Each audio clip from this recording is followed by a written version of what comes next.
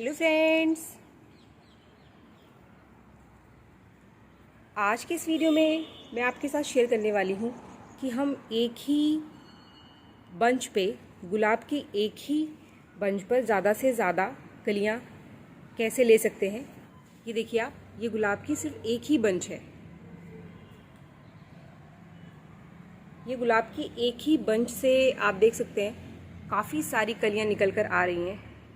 सिर्फ एक ही ब्रांच पर 20 से ज़्यादा कलियां हैं।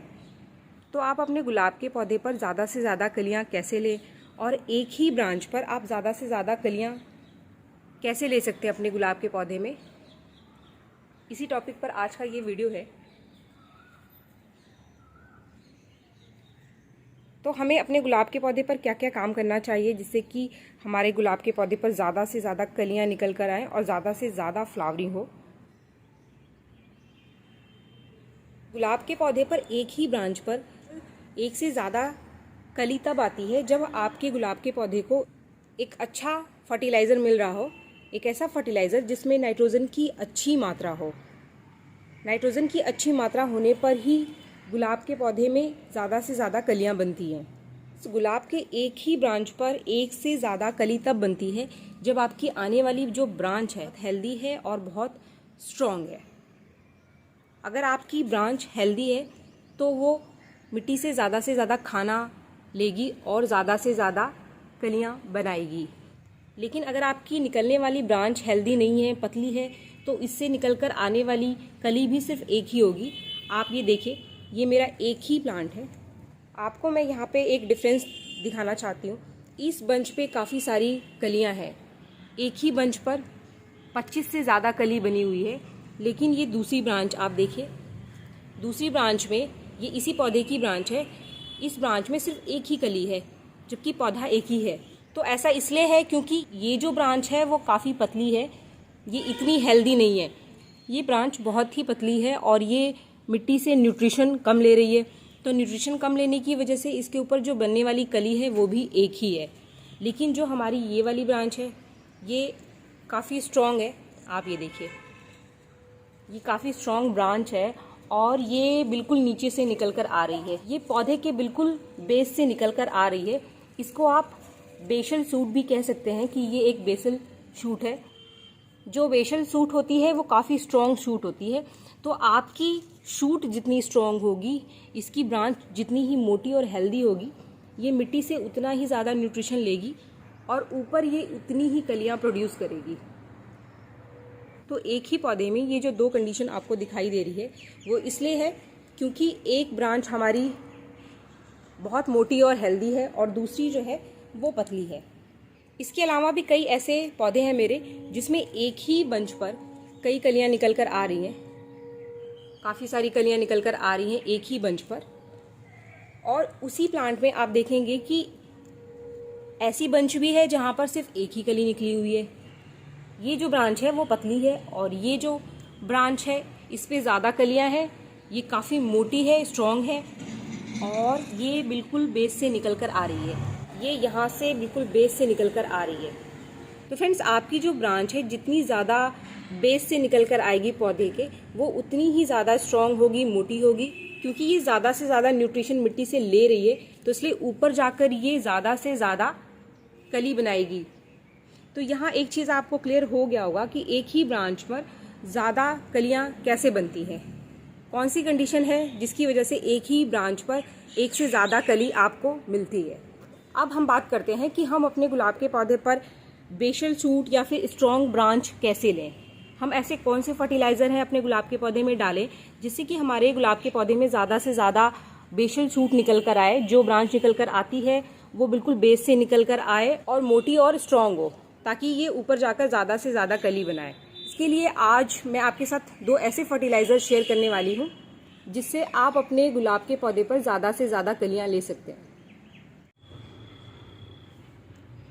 ज़्यादा से ज़्यादा बेसल शूट्स निकल कर आए और हमारी जो निकलने वाली ब्रांच है वो ज़्यादा नीचे से निकल कर आए, इसके लिए जो फर्टिलाइज़र आपको अपने गुलाब के पौधे में इस्तेमाल करना है वो है सीवीड फर्टिलाइज़र। सीवीड ग्रेन्यूल का इस्तेमाल आप कर सकते हैं या फिर सीवीड लिक्विड फर्टिलाइज़र का इस्तेमाल भी आप कर सकते हैं। सीवीड फर्टिलाइज़र दोनों ही फॉर्म्स में मार्केट में अवेलेबल है। ये बहुत ही आसानी से आपको किसी भी पेस्टिसाइड शॉप से मिल जाएगी।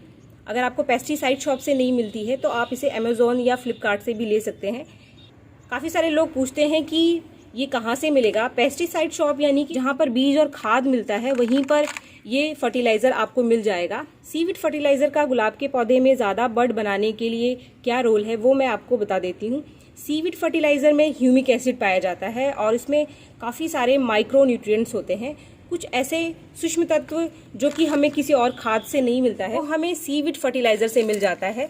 इसको डालने से गुलाब के पौधे की रूट की ग्रोथ बहुत अच्छी हो जाती है और जब रूट की ग्रोथ अच्छी होगी तो वो ज़्यादा से ज़्यादा नई ब्रांचेस निकालेगा और इसको डालने से हमारे गुलाब के पौधे पर बेसल शूट्स की मात्रा बढ़ जाती है, यानी कि नीचे से निकलकर जो ब्रांच आ रही है उसकी मात्रा को ये बढ़ाता है। दूसरा जो फर्टिलाइज़र है वो है हमारे पास गोबर की खाद। गोबर की खाद में नाइट्रोजन की बहुत ही अच्छी मात्रा होती है। ये जो निकलने वाली शूट है उसको ज़्यादा से ज़्यादा घना और मोटा बनाएगा क्योंकि इसमें नाइट्रोजन होता है और भी बहुत सारे माइक्रो न्यूट्रिएंट्स हैं जो कि गोबर की खाद में मिल जाते हैं। गोबर की खाद निकलने वाली जो नई ब्रांच है उसकी ग्रोथ को बढ़ाता है।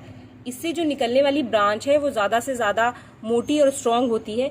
तो आपकी जो निकलने वाली ब्रांच है जितनी ही ज़्यादा मोटी और स्ट्रॉन्ग होगी ऊपर जाकर वो उतनी ही ज़्यादा कलियाँ प्रोड्यूस करेगी। तो अभी आपको क्लियर हो गया होगा कि हम इन दो फर्टिलाइज़र का इस्तेमाल एक साथ क्यों कर रहे हैं अपने गुलाब के पौधे पर।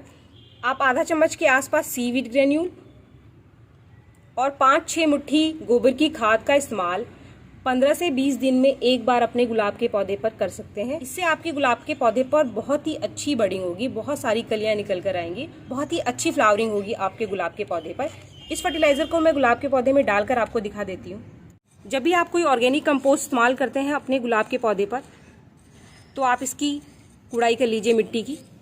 अगर आप कोई लिक्विड फर्टिलाइज़र इस्तेमाल करते हैं तो आप इसको बिना कुड़ाई किए हुए भी डाल सकते हैं, लेकिन अगर आप 15-20 दिन में एक बार अपने गुलाब के पौधे की मिट्टी की कुड़ाई करेंगे तो इसका अच्छा रिजल्ट मिलता है हमारे गुलाब के पौधे पर। इसकी रूट की ग्रोथ अच्छी होती है। तो देखिए आप, हमने इस तरीके से पहले इसके अराउंड एक गड्ढा सा बना लिया है। आप भी ऐसे गड्ढा सा बना लीजिए और फिर हम इन दोनों ही फर्टिलाइज़र्स को मिक्स कर लीजिए और मिक्स करने के बाद आप इनको इसमें डाल दीजिए। हमेशा फर्टिलाइज़र आप मिट्टी हटाकर थोड़ा नीचे डालें और फिर उसके बाद उसी मिट्टी से जो हमने साइड में कर लिया है आप उसको कवर कर लीजिए। इसके बाद आप वाटरिंग कर दीजिए अपने प्लांट में।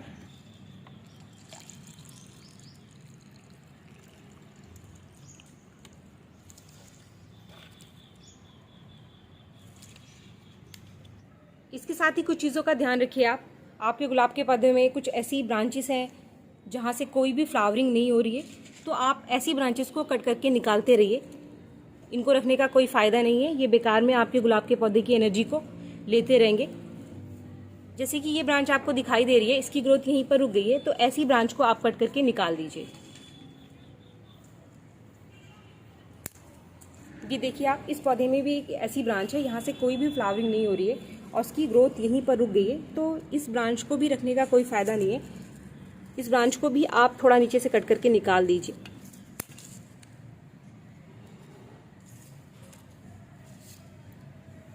इस तरीके की ब्रांचेस जिनकी ग्रोथ रुक चुकी है और आगे बढ़ ही नहीं रही है, तो आप इनको कट करके निकालते रहिए।